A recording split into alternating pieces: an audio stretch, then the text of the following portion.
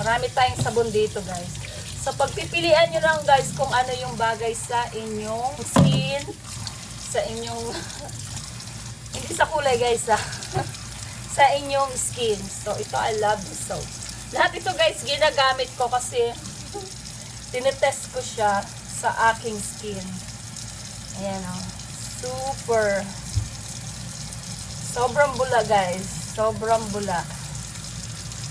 Yan ang ating sabon na sobrang bula na gawa sa mga premium oil and butter. Yan. So, ano pang inantay nyo, guys? On sale yung ating sabon. Ito yung ating goat milk. So, ayan, o. Sobrang bula din ang ating goat milk. Ayan.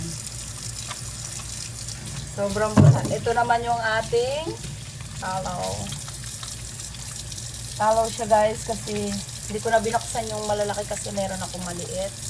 Masasayang lang siya. Ang ganda, oh, ng ating soap. And then, ito naman yung ating milky turmeric. So, tanggalin natin yung bula para milky turmeric. Napakabula din niya, guys. Ayan, oh. Grabe. Ayan. Pabubulayin niya sa gitna ng palad nyo, guys. Ayan. And then, ipokuskus nyo sa inyong skin na ganyan, oh. Ang ganda. Lalo na kung mainit na tubig yung nililigo natin kasi ito ay gawa sa mga premium oil. So, ayan.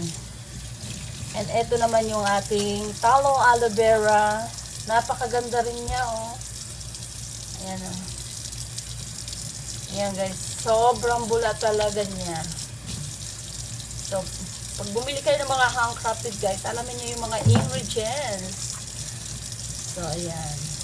Napakaganda. Maraming vitamins sa ating skin yung tallow. Ayan, guys. Perfect na perfect, guys. Naliligo tayo ng mainit na tubig araw-araw. So, perfect sa ating skin. Ayan, o. Napakaganda ng result. Pag mainit na tubig nililigo natin para yung sa mga dry skin. So, made itong soap na ito talaga. So, ayan. So, pag samasamahin natin, kahit na hindi yan niro-rub, ayan, o. Ila natin yung bula. Mabula pa rin siya. Oh. Kahit water lang yung niya. Mabula. Malabas ang bula. So, guys, nakita nyo, napakabula ng ating sabon. Ano pang inantay nyo, guys? Check out na!